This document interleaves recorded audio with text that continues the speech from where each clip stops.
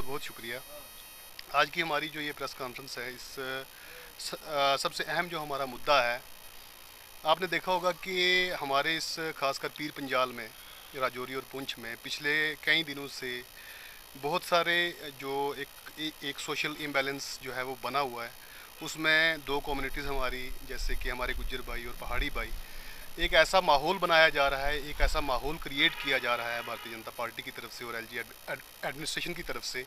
उसके चलते एक ऐसा लगता है कि हमारा समाज जो है, हमारे समाज के जो लोग हैं, वो एक डायनामाइट पे बैठे हुए हैं और कभी भी वो डायनामाइट जो है वो ब्लास्ट कर सकता है, फट सकता है।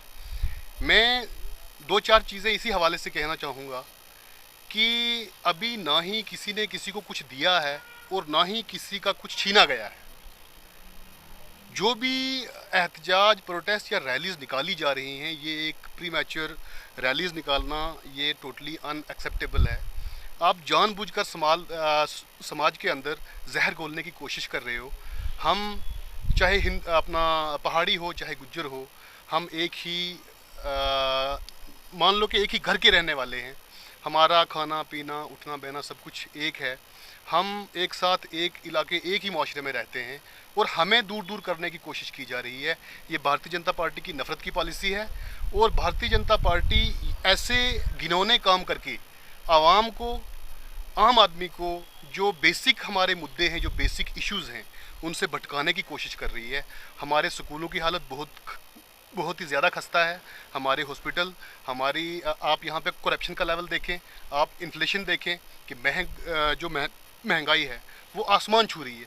इन सब चीज़ों से ध्यान भटकाने के लिए बीजेपी ने पहले हिंदू मुस्लिम किया, डोगरा को कश्मीरी से लड़ाया, अब वो गुज्जर को पहाड़ी से लड़ा रही हैं और पहाड़ी को गुज्जर से लड़ा रहे हैं। और हमारे लोगों को, जो हमारे यहाँ पे हमारे रहनुमा और हमारे रहबर हैं, उनको होश के नाखून लेने की ज़रूरत है। जो हमारे उलमा और जितने भी हमारे यहाँ पे एडमिनिस्ट्रेशन हो, चाहे वो हमारे उलमाज हों, चाहे वो हमारे पॉलिटिकल लीडर्स हों, सिविल सोसाइटी के मेंबर हों, दोनों तरफ से उनसे मेरी ये गुजारिश है कि खुदारा जो ये नफ़रत के बीज बोए जा रहे हैं, इसको देखिए, इसको परखिए, होश के नाखून लीजिए। ऐसा ना हो कि हम समाज के अंदर एक दूसरे के कल मुंह लगने से भी कासिर रहें। देखिए, सबसे पहले तो आप मीडिया भाई बंधु का शुक्रिया जो आपने टाइम निकाला और हमें जो प्रेस कॉन्फ्रेंस के लिए मौका दिया।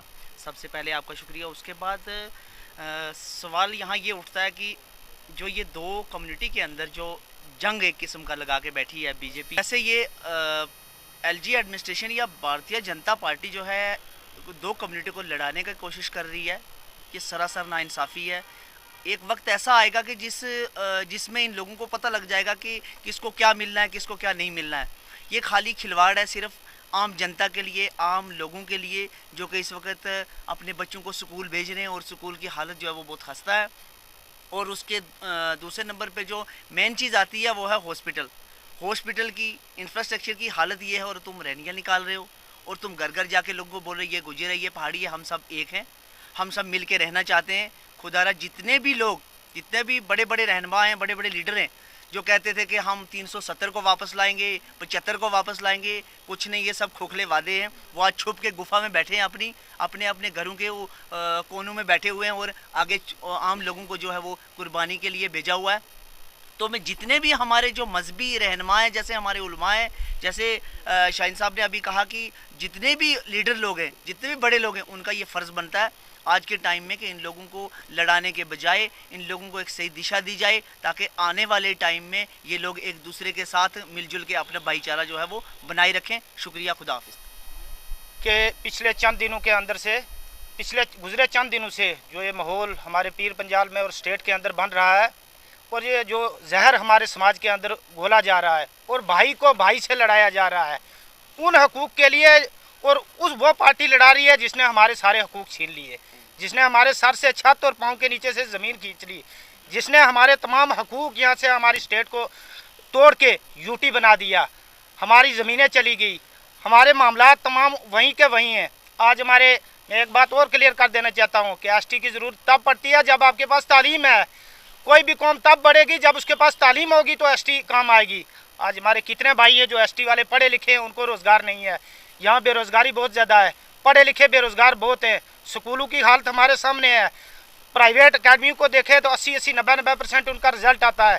हमारे स्कूलों में क्यों 10% और 15% रिजल्ट आता है, जबकि एक बेहतरीन और अच्छी सैलरी और अच्छे पढ़े लिखे हमारे टीचर उस्ताद हैं, हजरात हैं।